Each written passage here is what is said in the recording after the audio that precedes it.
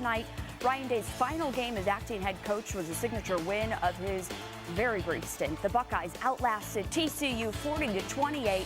The Texas-style showdown will likely carry enormous college football playoff ramifications when the committee begins to release those rankings. Swung out and missed. He struck him out, and the Cleveland Indians are Central Division champions for the third year in a row. Woohoo! Our Cleveland Indians are officially headed to the playoffs, but they still have games to take care of in the regular season. The Tribe takes on the Motor City Kitties at 1:10 today. Go Tribe. And Josh Gordon took to Instagram after receiving word he was cut by the Browns. He said, quote, "I'm extremely honored and blessed to have been able to grow up and start a life among such a passionate and motivated group of individuals. It's been a hell of a journey with you guys. I wish all of you nothing but the best. Thanks to the Cleveland Browns."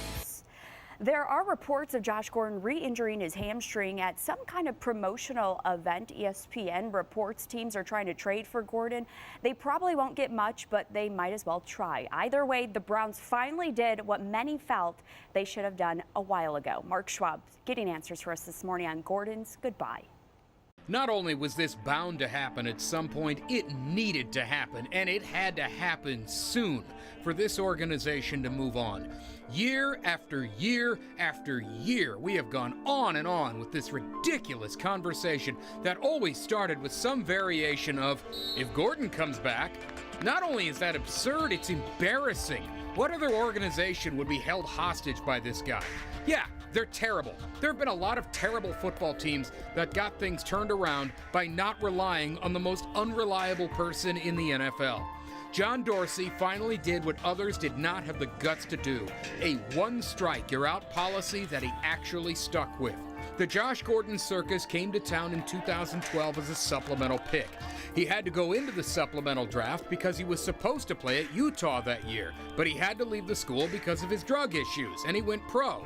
2012 was the only year in the NFL where he played in all 16 games. It was really the 2013 season where he exploded. After missing the first 2 games because of what would become an annual drug suspension, Gordon exploded to lead the league with over 1,600 yards, and he had 9 touchdowns. That was the last time he was truly amazing. Since then, he's played in 11 games with 2 touchdowns. 11 games since the 2013 year ended.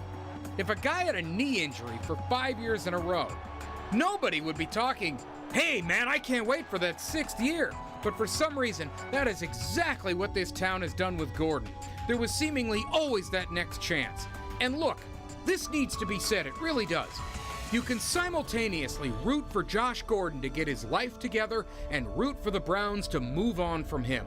I am not picking on Gordon by calling him unreliable. It is a statement of fact. He is a football player that does not play in football games. He needs to go and get himself right, and I hope he does. Just not at the expense of the Cleveland Browns. The Tailgate crew will discuss this more in depth. Tony Zarella and the guys get your NFL Sunday started at 11 a.m. with the best tailgate in town. Indians fans are probably still sleepy right now after celebrating the Tribe clinching the Central Division last night. Arcia New Yorker was at Progressive Field for, of course, that big